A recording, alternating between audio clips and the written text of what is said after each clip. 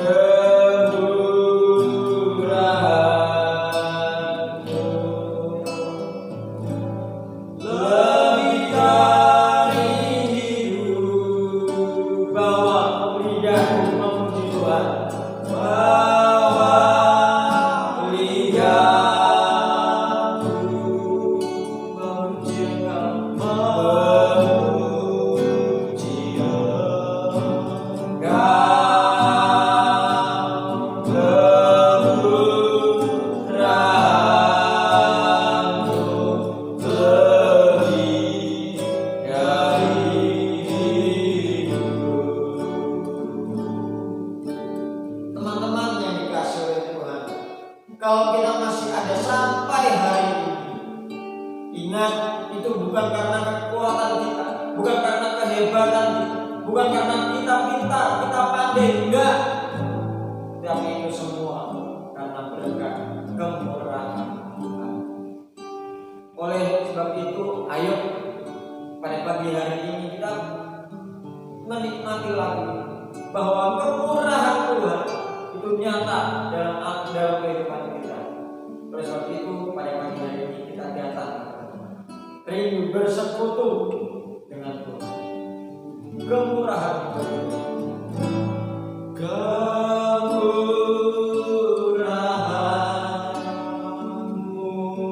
Angkat tanganmu, katakan. Lebih dari hidup. Kemurahan-Mu.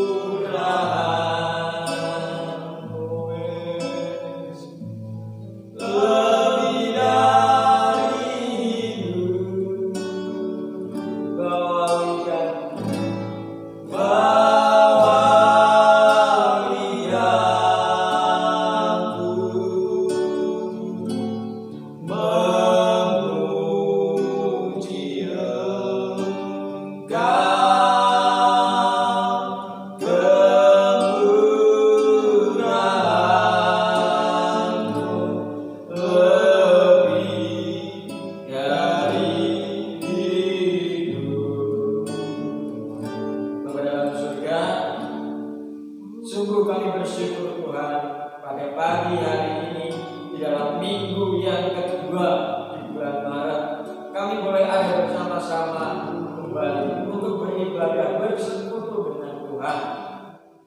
Walaupun kami masih terbentang jarak yang ada, kami melaksanakan online. Tuhan, biarlah ini bukan menjadi halangan kita, tetapi kami sadar bahwa Tuhan tetap hadir dalam kehidupan kami. Terima kasih Bapa, terima kasih Yesus. Kalau kami ada sampai hari ini, itu semua karena kemurahan, karena kebaikan Tuhan yang nyata atas hidup kami. Tanpa Tuhan, tanpa Roh Kudus, kami kosong, kami gak ada apa-apa. Oleh sebab itu, mampukan kami, hadirlah dalam kehidupan kami, sehingga ketika kami melakukan segala sesuatu, itu kami bisa berkenan kepada. Terima kasih Bapak. Kalau sebentar pada hari ini kami akan mendengarkan renungan firman-Mu. Berarti hamba Tuhan yang mendengarkan firman-Mu, biarlah bisa menjadi rema dalam kehidupan kami. Roh Kudus tergerak, Roh Kudus kuasai, sehingga firman Tuhan ini bisa berjalan dengan baik. Kami siap menerima firman-Mu di dalam nama Tuhan Yesus Kristus. Haleluya. Amin. Oke. Puji Tuhan. Haleluya. Haleluya. Kita bersyukur kepada Tuhan karena pada pagi hari ini kita bisa berkumpul bersama lagi, bersekutu di dalam Tuhan. Ya. Di pagi yang indah ini kita bersama ingin belajar tentang firman Tuhan. Pertama-tama saya ingin mengucapkan terima kasih kepada Mas Yuda yang telah sekali lagi memberikan kepercayaan saya untuk membawakan firman Tuhan. Dan saya juga berterima kasih terutama kepada Yesus Kristus Tuhan kita yang telah memberikan kekuatan, kesehatan kepada saya dan saya itu bisa berdiri. Dan saya juga percaya teman-teman di rumah juga pasti menikmati berkat yang sangat besar, kesehatan, kekuatan juga. Dan sampai hari ini kita bernafas itu karena Tuhan. Amin. Nah, sekarang teman-teman, saya akan memberikan suatu cerita di Alkitab yang pasti teman-teman juga sudah tahu semua, tentang di mana Yesus menyatakan kekuasaan, yaitu berjalan di atas air. Ya. Yesus berjalan di atas air. Mungkin kita sudah tahu ceritanya ya, tentang semua hal yang dilakukan Yesus di danau tempat dia melakukan mukjizatnya. Tapi tidak apa, kita akan belajar lagi karena ada poin-poin yang saya rasa penting untuk kita belajar bersama ya teman-teman. Mari kita membuka Alkitab kita dalam Matius 14 ayat ke-26 dan ayat ke-30 sampai 31. Matius 14 ayat ke-26 dan ayat 30 sampai 31. Oke. Sudah menemukannya? Baiklah. Saya akan membacakannya. Matius 14 ayat ke-26. Ketika murid-muridnya melihat dia berjalan di atas air, mereka terkejut dan berseru, "Itu hantu!" lalu berteriak karena takut. Ayat ke-30. Tetapi ketika dirasanya tiupan angin, takutlah ia dan mulai tenggelam lalu berteriak, "Tuhan, tolonglah aku!" Segera Yesus mengulurkan tangannya, memegang dia dan berkata, "Hai orang kurang percaya, mengapa engkau gembala?" Oke. Kita semua tahu cerita ini ya, bagaimana Yesus berjalan dari air. Kita tahu Yesus menyuruh mereka duluan, Yesus menyuruh murid-muridnya duluan untuk menyeberang. Dan Yesus pada saat itu menyuruh mereka pergi ke seberang karena Yesus mau berdoa di bukit sendirian. Ya. Kisah ini juga kalau teman-teman bisa lihat di sebelumnya, Yesus ini juga baru melakukan mukjizat memberi makan 5.000 orang. Ya. 5.000 orang. Lalu ketika 5.000 orang itu sudah ya kalau dikatakan situ mau pulang, karena kan Yesus memberikan makan 5.000 orang gelap.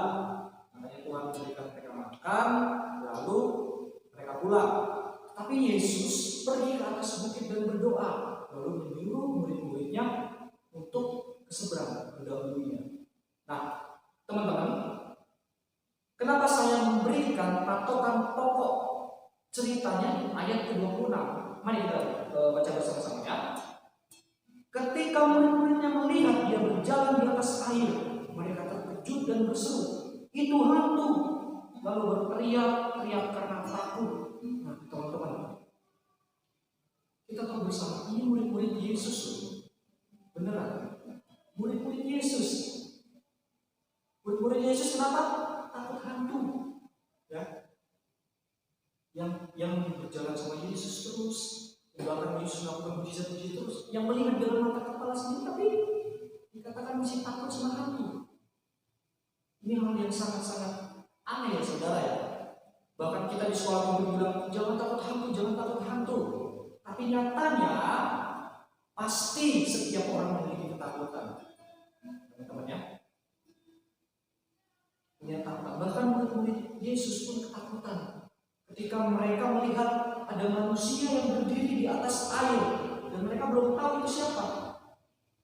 Ya kalau misalnya saya di posisi murid-muridnya, saya juga akan mengira mereka hantu. Ya. Oh itu hantu. Tapi bedanya mungkin ya bukan saya sombong. Tapi ketika saya berpikir itu hantu, saya tidak akan takut sama hantu itu. Sama dengan murid-murid, mereka belum tahu itu Yesus kalau berdiri di air. Tapi masalahnya bukan melihat hantu atau bukan, tapi takut sama hantunya. Itu teman-teman.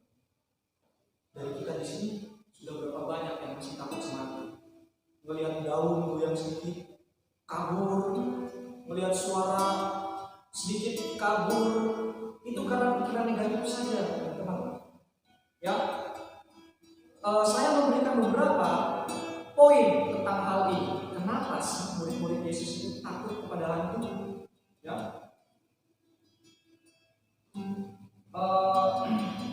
ketika murid-murid Yesus takut kepada hantu, mereka takut kenapa? Karena mereka tidak bersama Yesus pada saat itu. Mereka berpikir bahwa Yesus itu hanya berada di bukit tempat dia berdoa, tidak bersama dengan mereka. Dan ketika mereka tidak bersama Yesus, ketakutan itu ada dalam hati mereka. Secara cerita di dalam sini, soalnya ketika Yesus berjalan di atas air, murid-muridnya masih mengira bahwa Yesus di belakang, ya. Dan ketika Yesus berjalan di air, itu hal yang mustahil dan mereka mengatakan itu hantu. Hal yang pertama adalah karena mereka tidak yakin dengan kekuasaan yang telah diberikan Yesus, bahwa mereka akan mengalahkan setan-setan. Ya, mereka hanya berani kalau Yesus di sebelah mereka saja. Mereka hanya berani pergi ke tempat-tempat gelap kalau Yesus bersama mereka. Secara cerita kalau Yesus di dalam dunia ini. Tapi kalau sekarang kita lihat Yesus selalu bersama kita. Bahkan kita tidak bisa melihat Yesus di kanan kita. Pemikiran saya ini ya. Pemikiran saya selama ini yang menguatkan saya adalah apapun yang saya lakukan di luar sana, saya berpikir bahwa Yesus di belakang saya. Karena saya bisa melihat dan tersenyum kepada saya. Itu yang selalu menguatkan saya dalam saya berani. Dan paling istimewanya saya berpikir bahwa Yesus ada di hati saya. Saya tidak akan takut kepada apapun, bahkan hantu. Teman-teman juga harus berpikir seperti itu. Bukan berarti karena kita berimajinasi kita salah, tidak. Alkitab mengatakan, barang siapa percaya, besar kuasanya. Ya, iman sebesar biji sesawi saja bisa memindahkan gunung. Apalagi kita yang percaya kepada Yesus. Hantu-hantu itu pergi semua ya. Kita gak usah takut-takut sama hantu lah. Ya, kayak misalnya di tempatnya saya ini orangnya dari Kalimantan. Dan di Kalimantan itu masih banyak kental sekali dengan makhluk-makhluk gaib. Saya sering sekali melihat makhluk gaib di sana. Tapi saya kuat, puji Tuhan, dikuatkan Tuhan. Di sana ada bilang namanya kepohonan. Pohonan ya. Ada juga yang bilang mitos orang tua di sana. Banyak banget di sana ya. Kamu jangan begini, nanti kamu begini. Kamu jangan kencing di situ, nanti kamu begini. Kamu jangan main-main di situ, nanti begini. Itu kadang-kadang memang hal yang dilakukan orang tua untuk melarang anaknya di situ. Tapi percaya teman-teman, mereka berniat baik. Tapi ketika kita percaya ada hantu di situ, ya kita akan takut. Intinya ketika orang bilang kita ada hantu di situ, jangan berpikir hantu itu nggak ada. Orang di Alkitab ditulis ada setan-setan, hantu itu ada memang. Tapi yang kita pikirkan adalah bukan tentang hantu itu ada, tapi Yesus itu ada. Ya, kita melihat hantu di situ, pikirkan Yesus ada, Yesus lebih kuat. Alkitab bilang bahwa begini, roh di dunia ini lebih kecil kuasanya dari roh yang diberikan Yesus kepada kita. Roh di dalam kita lebih besar daripada roh yang ada di dunia ini. Ya, jangan takut. Coba kita lihat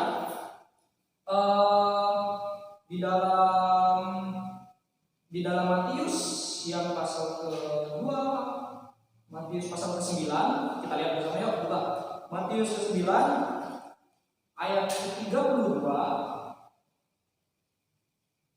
Matius pasal 9 ya.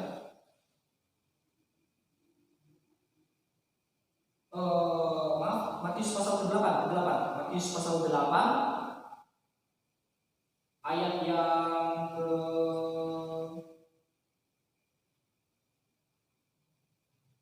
ke-28 sampai 34. Di situ ada cerita Yesus mengusir setan dari orang yang kerasukan.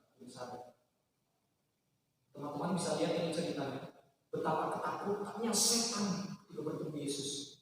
Benar. Setan itu sampai merinding.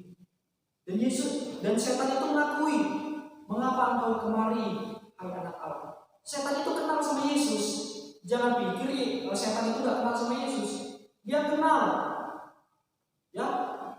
Jadi intinya, ketika kita percaya kepada Yesus dan Yesus ada di hati kita, setan-setan bertemu dengan kita, setan itu kenal dengan Yesus yang ada di kita. Jadi jangan takut. Mereka akan lari dengan Yesus, bukan karena kita, tapi karena Yesus dia lari. Kayak di cerita yang di sini, orang yang kerasukan yang disembuhkan Tuhan. Ini dia bilang dia itu legion karena dia banyak. Ya, di sini itu wah besar banget kuasa Tuhan ketika mengusir setan itu, saudara. Ya, dan kalau kita lihat juga di dalam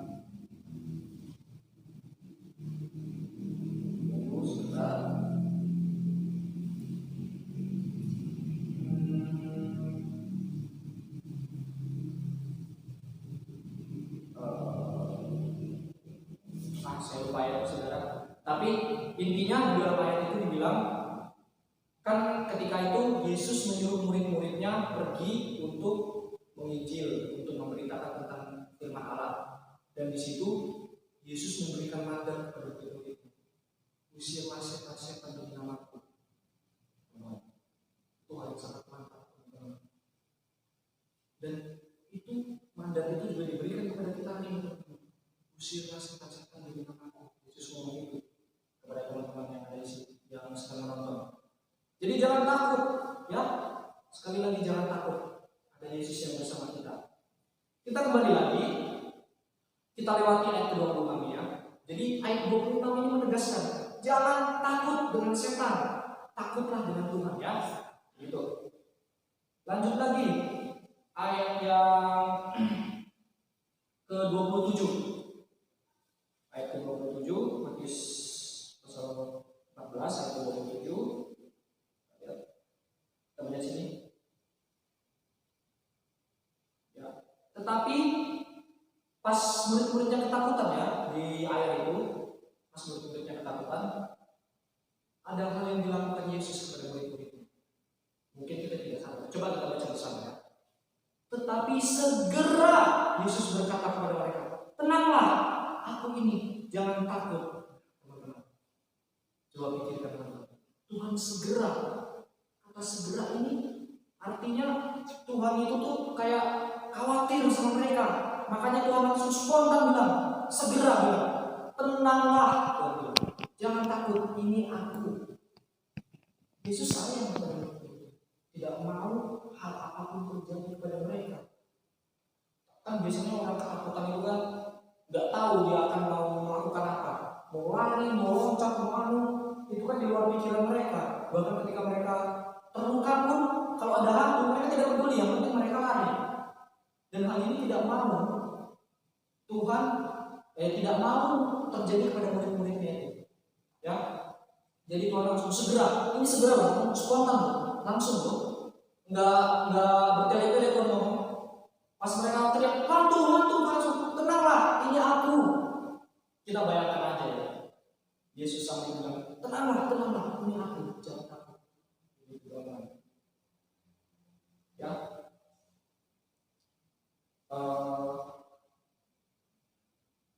kita lanjut lagi, bisa lihat intinya pada ayat yang ke-28 ini, ayat 27 ini, Tuhan tidak akan sekali-sekali membiarkan kita takut pada apapun. Pernah nggak teman-teman merasa kalau misalnya teman-teman takut terbesit dalam hati? Tenanglah. Gitu. Tapi biasanya karena ketakutan, bisikan itu nggak terdengar sama kita malah lari tetap aja. Tapi di sini Tuhan tetap bersama kita walaupun dalam ketakutan seperti apapun, teman-teman. Dia akan bilang, tenanglah, aku bersamamu. Begitu teman-teman ya. Lanjut, ayat yang ke-30 langsung saja. Kita baca ayat ke-30 sampai 31. Tetapi ketika dirasanya gimana, hendak berupaya dan mulai tenggelam lalu berteriak, Tuhan tolong aku. Segera Yesus menurunkan tangannya, memegangnya dan berkata, hai orang yang kurang percaya, maka kau bimbang. Kelanjutan ceritanya ini kita tahu bersama. Salah satu murid Yesus bernama Petrus. Ya, Petrus ini kayak ingin memastikan bahwa itu Yesus, bukan hantu. Dan hal itu adalah salah satu hal yang membuktikan ketidakpercayaan kepada Yesus.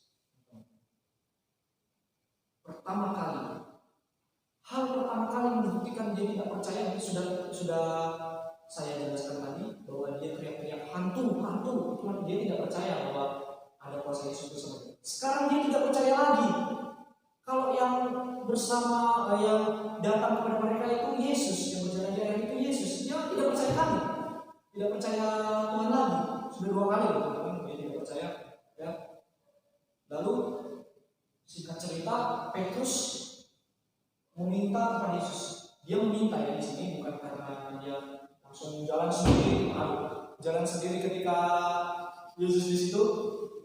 Tapi dia meminta kepada Yesus, kalau itu memang engkau, suruhlah aku ke situ. Teman-teman bisa baca. Bukan karena aku mau ke situ Tuhan Yesus, bukan begitu. Tapi kalimatnya, suruhlah aku ke situ. Lalu Tuhan Yesus bilang, sini, kemarilah. Petrus percaya kalau misalnya itu Yesus, dia pasti berjalan di atas air. Tapi memang benar saudara, sudah terjadi mukjizat ketika dia berjalan di atas. Bayangin manusia berjalan di atas air. Memang selama ini ada alat yang saya bisa tunjukkan, ada alat yang bisa membuat orang berjalan di atas air. Tetapi itu pun tidak terus menerus, itu hanya sebentar. Dan di sini Petrus berjalan di atas air, jalan ke arah Yesus. Pertamanya dia percaya, ya. Tapi ketika dia merasa tiupan angin, ya kita bisa bayangin aja di situ ada badai, ada angin sakal yang kencang, yang pasti gelombang itu besar. Nah, angin itu meniup ke Petrus di jalan. Gelombangnya agak kencang ya pas di jalan. Lalu angin itu meniup ke Petrus. Terus apa yang terjadi? Petrus mulai kehilangan kepercayaan sama Yesus. 3 kali teman-teman, dia tidak percaya sama Yesus. 3 kali. Udah Yesus dibilangin hantu, lalu pas Yesus bilang tenanglah ini aku, malah dibilang kalau itu engkau suruh aku ke situ. 2 kali tidak percaya. Sekarang pas dia berjalan di atas air, dia meragukan lagi kuasa Tuhan. Ya, angin itu menembus, dia meragukan lagi 3 kali. Terus lanjut ya, kalau kita bisa lihat di ayat itu, pas dia merasakan angin itu, kepercayaannya mulai hilang pada Yesus, dia mulai tenggelam. Di situ ada kata mulai, teman-teman. Jangan dia langsung tenggelam, bluk, langsung hilang dia, enggak. Dia mulai tenggelam, mulai begitu. Nah, apa yang terjadi? Yesus sekali lagi, kita baca ayat 31, ada kata segera tadi. Segera Yesus mengulurkan tangannya, memegangnya dan berkata, ya, Tuhan langsung suara, segera tuh, tanpa basa-basi. Kita bisa melihat kasih sayang Yesus kepada kita. Jadi, itu artinya itu disebutkan. Ketika kita berjalan dan secara tidak langsung kita tidak percaya kepada Yesus, walaupun berulang kali kita tidak percaya kepada Yesus, ya. Kalau di sini ditulis Petrus tiga kali tidak percaya kepada Yesus, dan akhir ceritanya ini Tuhan tetap menolongnya dan mengulurkan tangannya kepada Petrus untuk menolong dia yang mulai tenggelam tadi. Bukan luar biasa, teman-teman. Yesus tetap akan menolongmu walaupun kepercayaan kita tidak tinggi. Tetapi bukan saya berarti bilang kita tidak perlu percaya penuh. Berarti jangan. Yesus pasti akan menolong. Tetapi ketika kita percaya penuh, mujizat akan terjadi. Buktinya di dalam cerita ini apa? Si Petrus berjalan di atas air.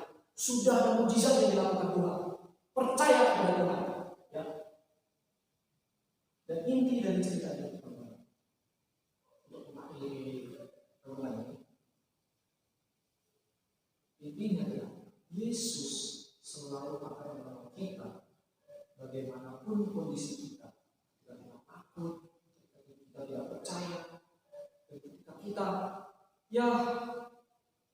tidak sepenuhnya berserah pada Tuhan, Tuhan tetap ada di sebelah kita, ya, akan menolong kita. Kita bisa lihat di sini mereka diombang-ambingkan dalam badai di danau situ, tapi Yesus datang kepada mereka. Dari akhir cerita Yesus naik ke perahu bersama mereka dan meneruskan perjalanan. Intinya Yesus tetap bersama kita apapun ceritanya.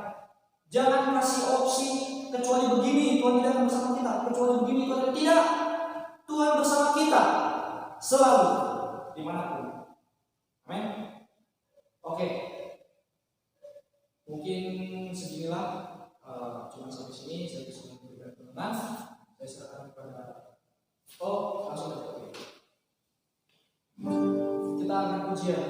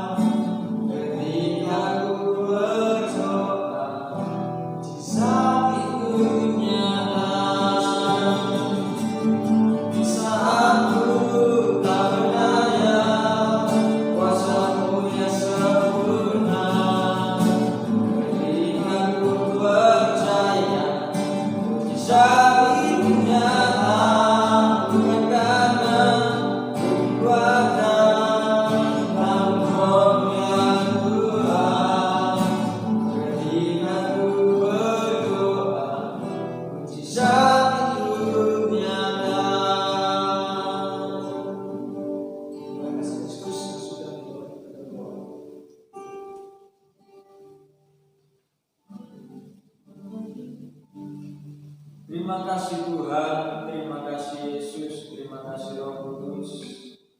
Kalau pada kesempatan pagi hari ini kami sudah dibekali oleh kebenaran firman-Mu lewat peristiwa Yesus berjalan di atas air, dan juga dari sisi Petrus yang awalnya kurang percaya, yang awalnya mulai bimbang, tetapi sungguh ketika Engkau ada di dalam mereka aman. Tuhan Yesus yang baik, kami rindukan pertolongan juga nyata atas setiap kehidupan kami. Tuhan yang baik, kami tahu semakin ke depan kehidupan kami mungkin semakin tidak baik, semakin jahat di dunia ini.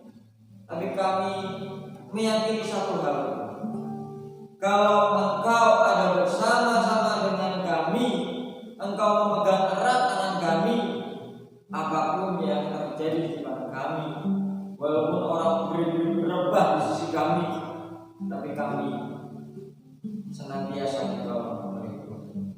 Kami hanya melihatnya saja. Tuhan Yesus yang baik, tanamkan firman itu menjadi rema dalam kehidupan kami, supaya kami tetap teguh dalam iman kami kepada Tuhan. Terima kasih Bapa, terima kasih Yesus, berkati hamba-Mu yang sudah menyampaikan renungan firman pada pagi hari ini. Biarlah Engkau tambah-tambahkan hikmat, kesetiaan akan dalam pelayanannya juga, Tuhan yang memberikan. Terima kasih Bapa, terima kasih Yesus, dalam nama Tuhan Yesus. Haleluya. Amin. Kita akan ada satu pujian, ada satu sobatku yang setia, tak pernah dia meninggalkan diri. Haleluya.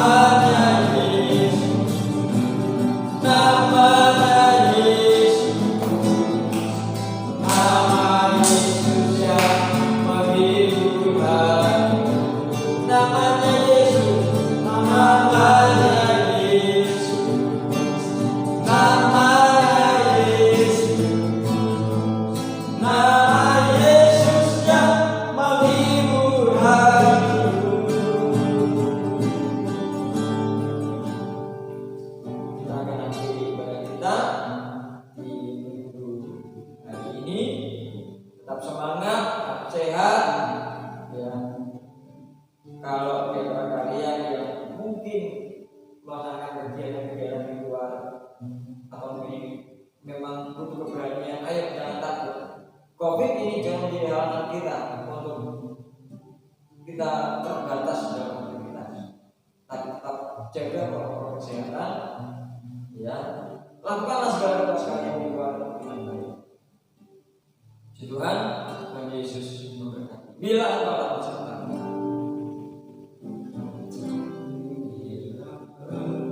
tak besertaku,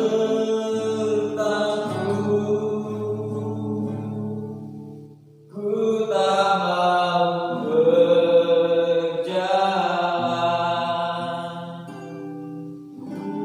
ku perlu Tuhan, pimpin langkahku dengan kasih.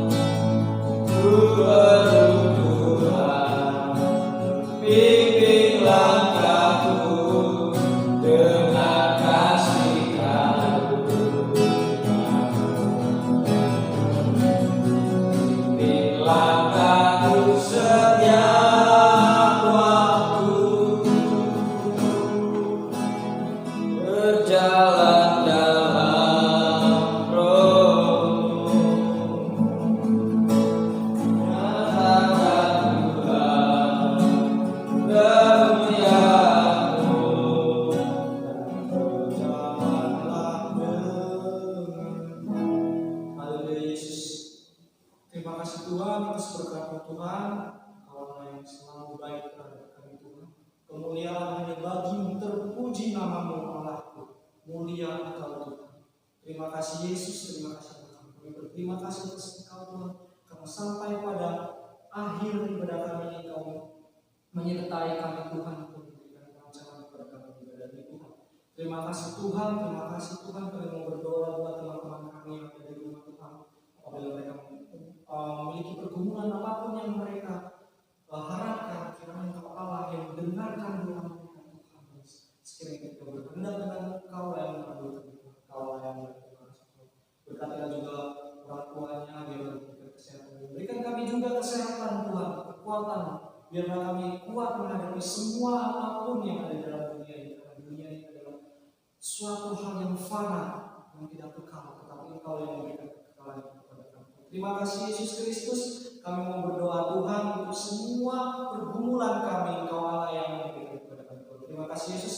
Kami berdoa, kami akhiri ibadah ini hanya di dalam nama Yesus Kristus. Amin.